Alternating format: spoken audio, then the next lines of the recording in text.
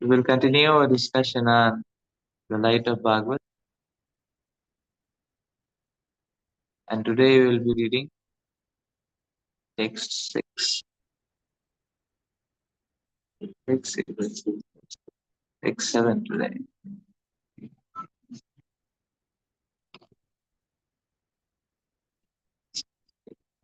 Yesterday. Today we will be discussing text 7. Let us start.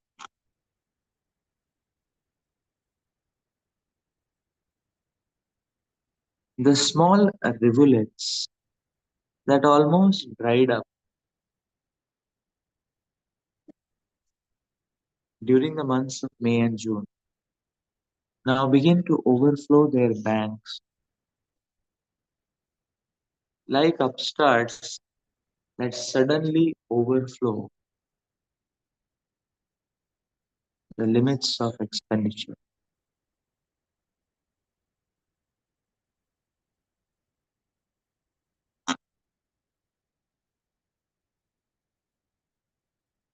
One should learn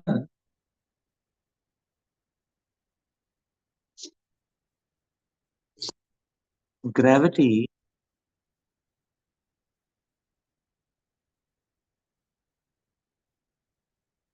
from the sea and the rivulet. The sea is always within its limits, in spite of the many rivers pouring water into it. Similarly, one should properly use the assets of life and not squander them for purposes that have no permanent value. Uncontrolled, sensuous persons play with the assets of the body and accumulate wealth. But the strength of the body should be used for self realization and not for sense gratification. Human beings have two kinds of temperament. Some are introspective and the others are extravagant. Those who are extravagant are enamored of the external features of the phenomenal beauty and have no insight into the whole manifestation. They are practically asleep to introspection, and thus they are unable to derive any permanent value from the assets of the human form of body. But one who has developed introspection is as grave as the sea.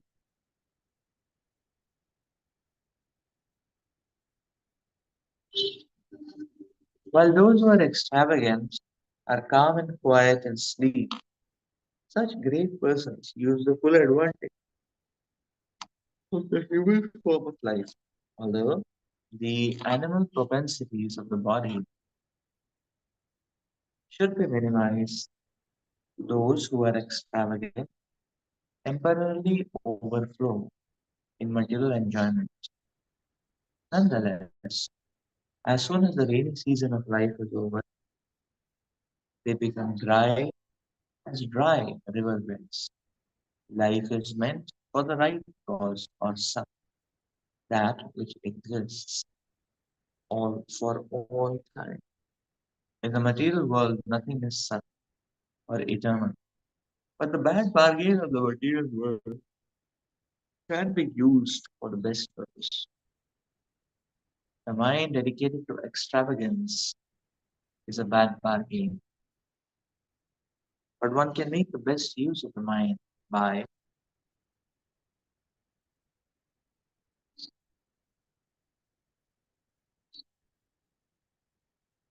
introspection.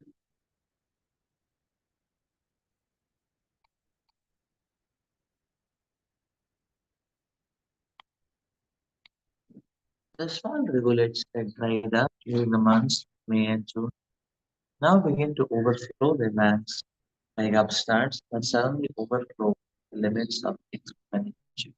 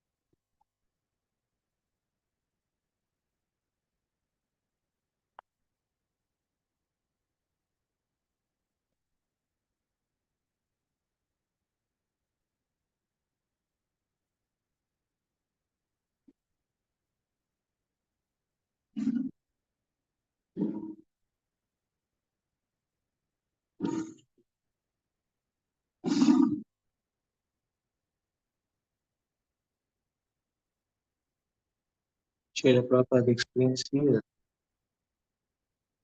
how all one's assets, the energy of the human form of life, can be used for a good purpose. And Srila Prabhupada is defining the good purpose to be that which is Sat, which exists for all time, which is not a temporary ghost.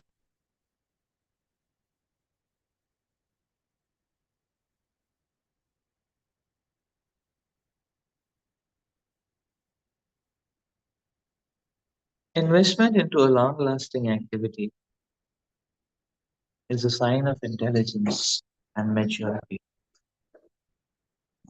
whereas investment into temporary and flickering activities is a sign of infatuation.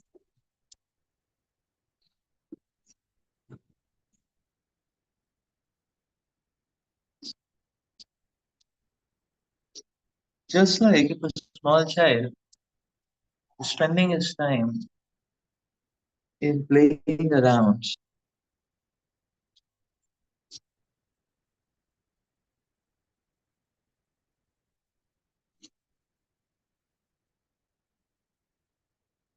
then that reflects his childishness. But there are some children they are very sober, about the sober child, and he is spending his time studying. And such a child, anybody looks upon, will be very happy seeing this child will mature, sober and mature.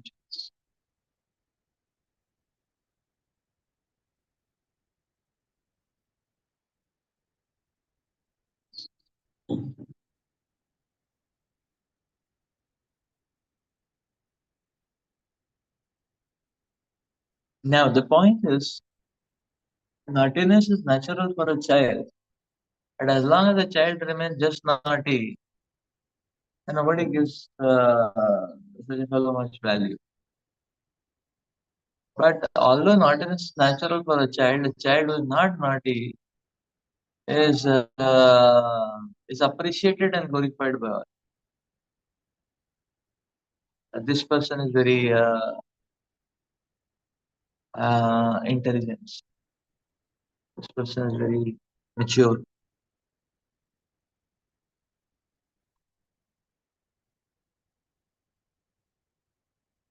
Sri Narmani also mentions these characteristics when he mentions about his own journey of life. Sri Narmani mentioned, I was a small child, the Dasiputra. But Sri Narmani mentions that as a small child, I was obedient. He was like,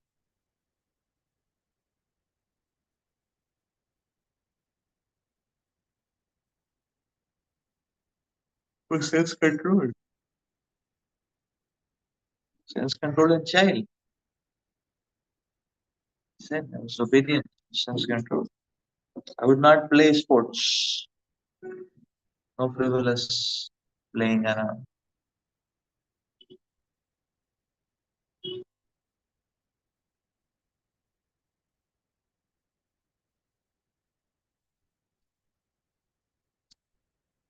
So sense controlled, no frivolous playing around, no interest in sports, obedient, submissive.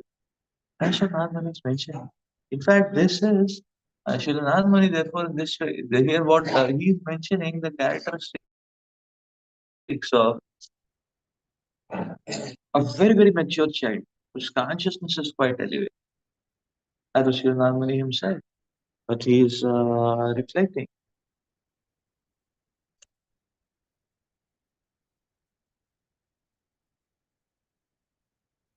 So, so we see a child having these characteristics is a divine child rather. This is the verdict of Bhagavatam.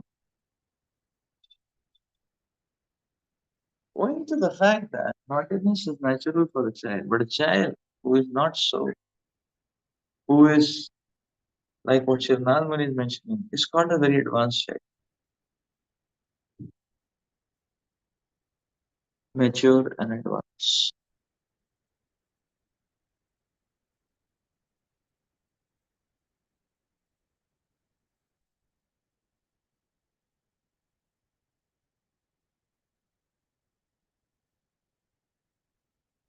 Similarly, although infatuation is natural for the living entity, but one who is not infatuated is considered advanced and mature. That is the parameter.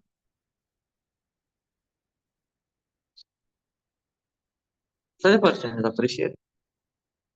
Just like ignorance is natural in this material world, but a person who struggles against ignorance and obtains education or higher education and so on and so forth, such a person is considered to be is appreciated.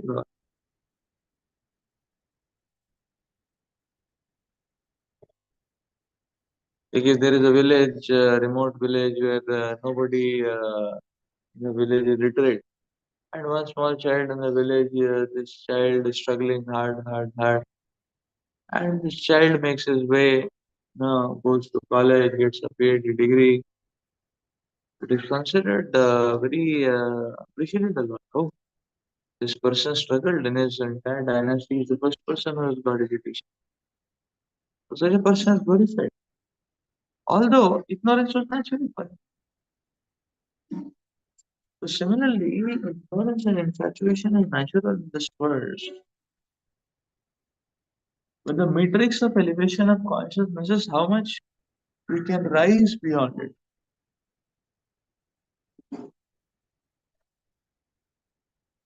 how much we can rise beyond it.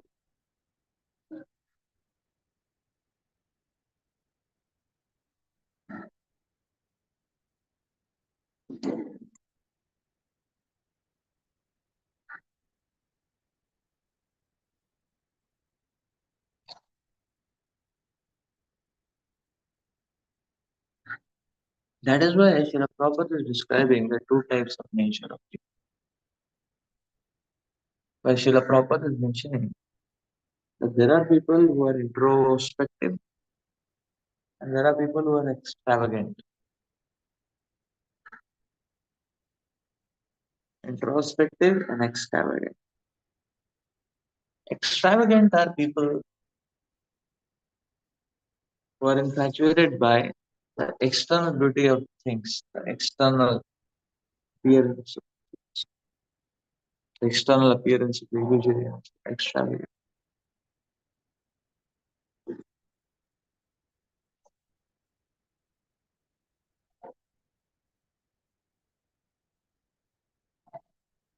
Whereas introspective,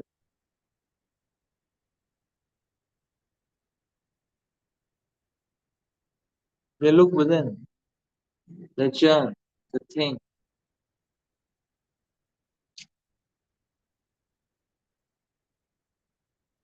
they try to catch the deeper insights before they jump to an active introspective.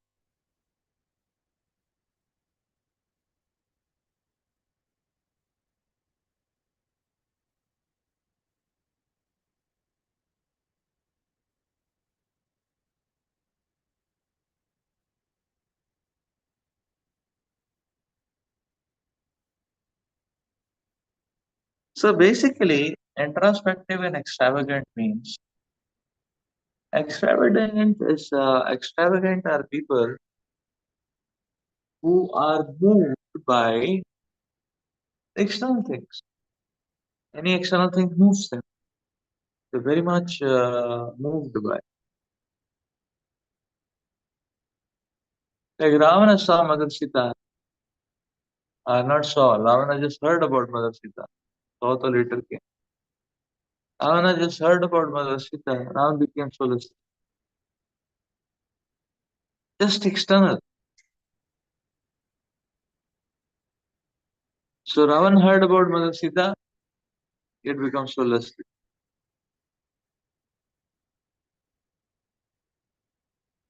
Hanumanji also heard about Mother Sita. Hanumanji saw also Mother Sita. But his heart was to take shelter.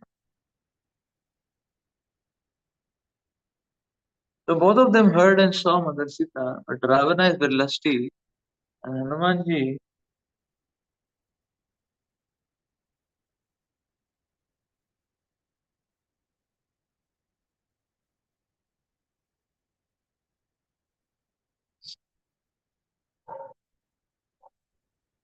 Hanumanji's heart filled with servitude. So, so these are two classic examples of extravagant and introspective. Ravana saw Mother Sita, and all he captured was the external beauty. And therefore, what came in his heart was lust, demoniac propensity. Hanumanji also saw Mother Sita. Now, Mother Sita is supremely beautiful.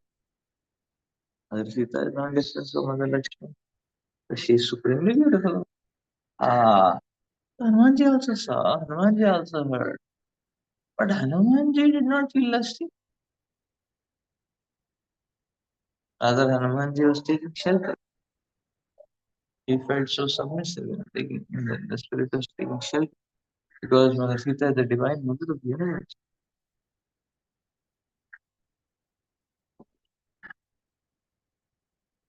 So why is Hanumanji not getting lusty? Because Hanumanji is not taking inputs or not considering and evaluating the inputs from the external sensations or the external sense. Hanumanji is going deep within his heart, and from there he is interpreting whom I am seeing. Oh, Mother Sita, that is God. Oh, Lord Lakshman, that is God.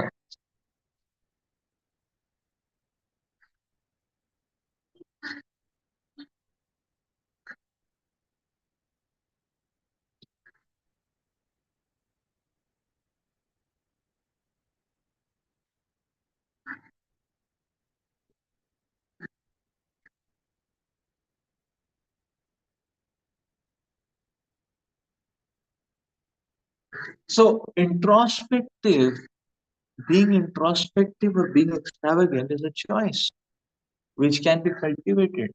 Because the point is that what signal we allow to hit us or move us.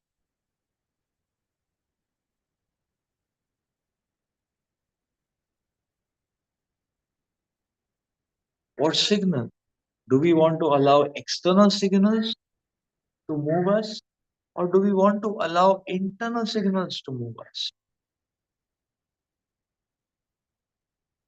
This is what Shripad Yamunacharya is also telling. In his famous verse, Shripad Yamunacharya is telling, Yadavadi mama cheta padara bindayu नवनवरसनं मुद्यतेरन्तुमासी तदवधे नारी बातसं सस्मङ्गमा स्मर्यमाणे भवति मुख्यविकार शुष्टु निष्ठिवानं च So Shri Ramanachari is saying Yadavadi Mamachet Krishna Padarvindayor. As soon as I remember the lotus feet of the Supreme Lord, Mamachet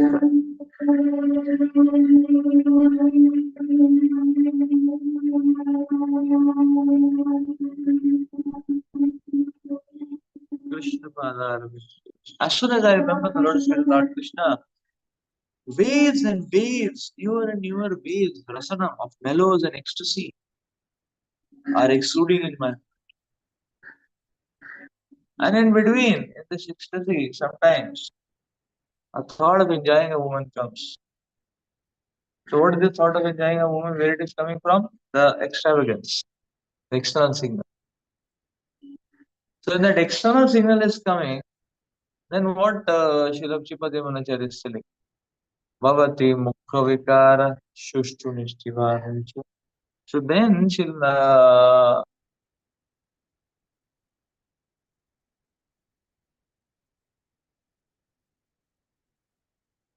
the Madhavendra Puri is telling, so when that extravagant external signal of Nari Sangame is coming,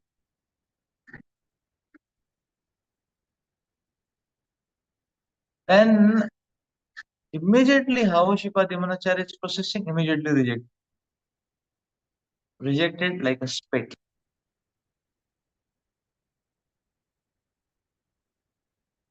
Avati, Mukha Vikara, with a twisted face, Shushtu Nishtivan, spitting it.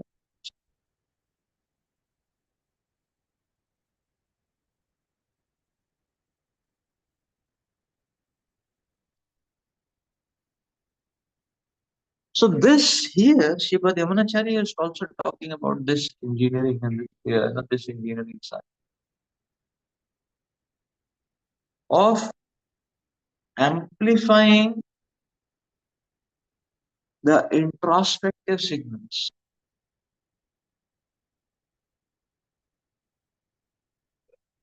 and diminishing or eliminating the extravagant signals.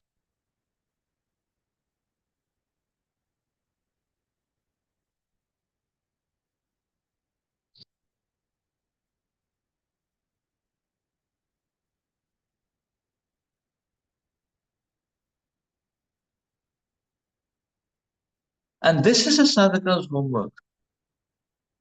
No, it is not just sufficient to say that, okay, the circumstances were provoking and I got provoked. No, the point is we will only get moved to the frequency we tune ourselves to. This is tuning. Sripad Yamanacharya has tuned himself to the introspective signals, and therefore the provoking, extravagant signals are not able to move him. And this is what every sadhaka has to do. Bhakti is about tuning.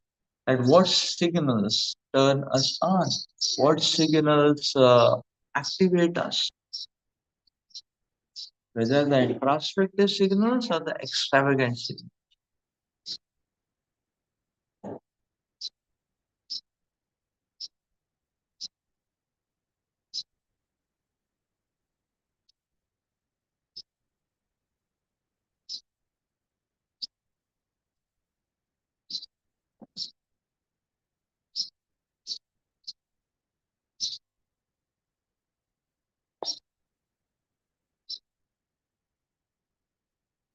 Now, what is introspective signal?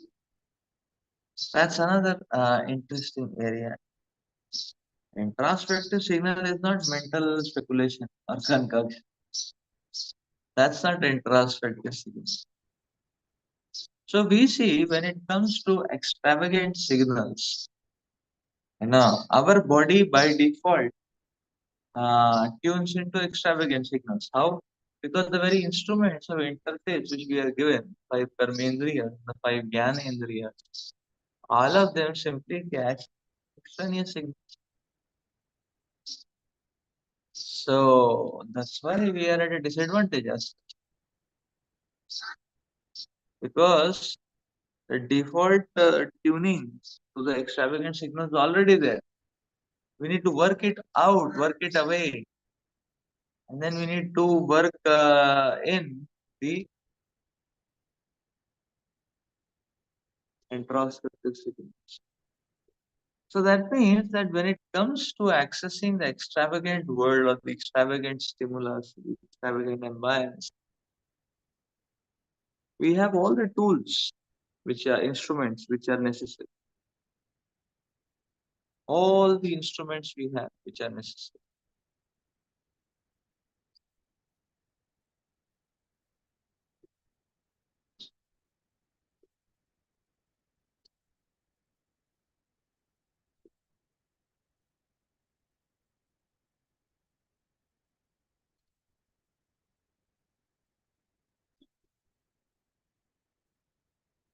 But when it comes to introspective realm, the interesting point is, or the fact is that we don't have any instrument available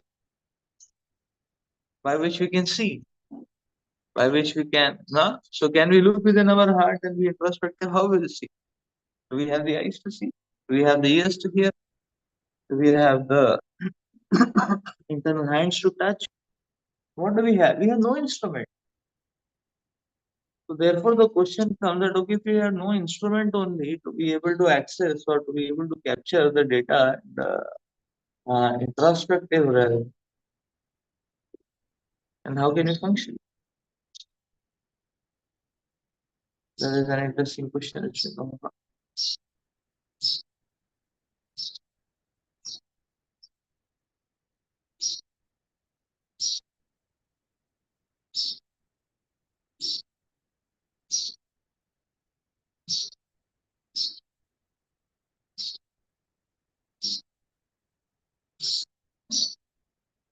So that is see, just like we can understand, just like say in just like in biology or chemistry, we see that when there are no, big compounds or big objects are there, we can see them with our eye, the bare eye.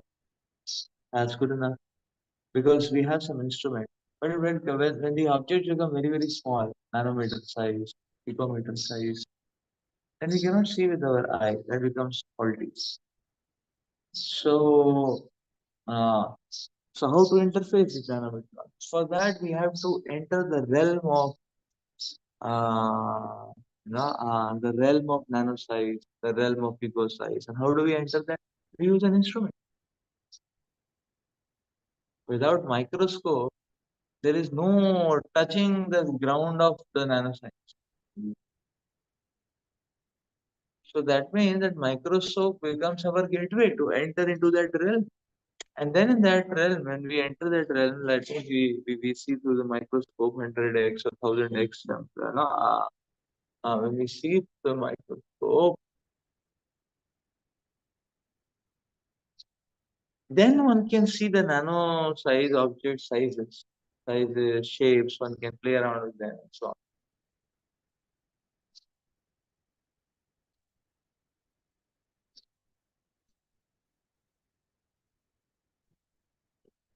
Then one can have that nanometer size.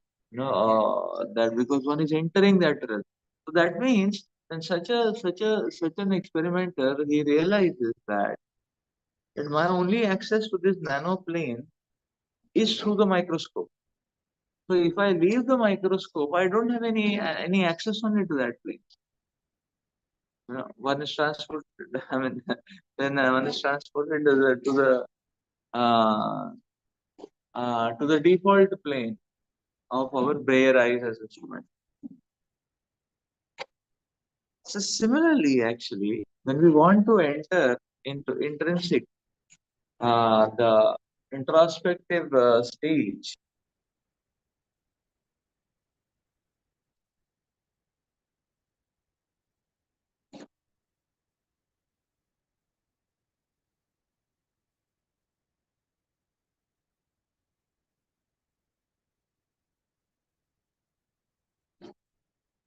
the introspective plane, we need to use instruments, microscopy instruments. What is the transcendental microscopy instrument? The instructions of the Supreme Lord, the tenets and the principles of Dharma are this microscopy instrument, which take us into this internal realm. Therefore, the devotee has to understand a transcendental microscope with the instructions of the Lord and the Shastra. That is our only access point to access the internal plane. Otherwise, there is no access to the internal plane. It's all external otherwise. So therefore, one understands that if we want to remain on the introspective plane, we cannot leave hold of the instruction of the Shastras and the words of Lord. Because as soon as we leave hold, we will no longer remain on the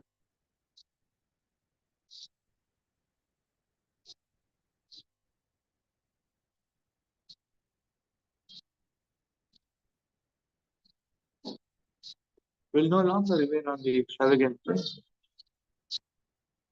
So when we take shelter of the Shastra, the Dharma principles, we are on the introspective plane. And if we leave the shelter, immediately we get back to the extravagant plane. So this is the beautiful, beautiful point which is being mentioned here. But only thing we have to realize is introspective plane cannot be traversed through mental concoction or speculation or imagination. Introspective plane, that far-sighted, long-sighted plane, can only be achieved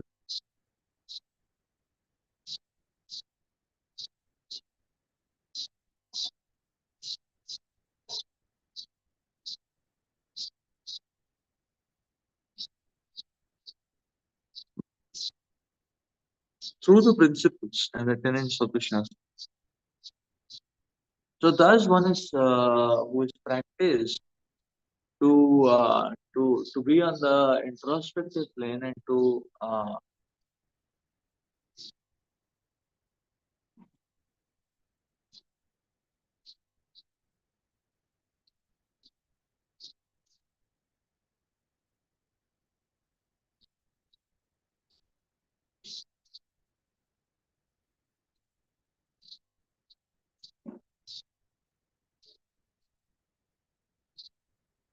because one who is practiced to be on the introspective plane, such a person is not enamored. So therefore, such a person will not be uh, reckless in spending whatever little bit assets he gets in avenues of sense gratification. Such a person will reserve the assets what he or she has to offer them as a service to Supreme.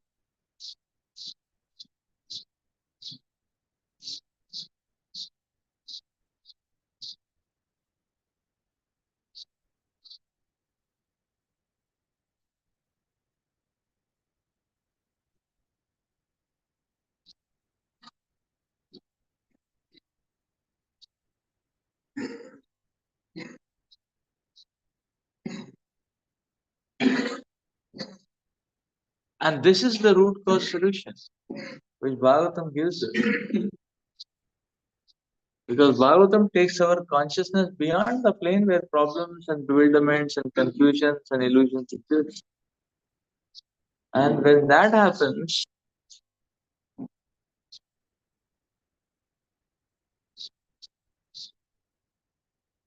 then the problem of bewilderment, confusion, illusion is permanently solved. Because the consciousness has gone beyond the waves of bewilderment, confusion, and illusion. They are never going to hit now, as long as one stays high. And therefore, devotees had that slogan, stay high forever. Krishna consciousness, stay high forever. So that is where that aspect comes. That when one takes one's consciousness, elevates one's consciousness, then one will never be touched by these or hit by these waves of confusion, bewilderment, illusion.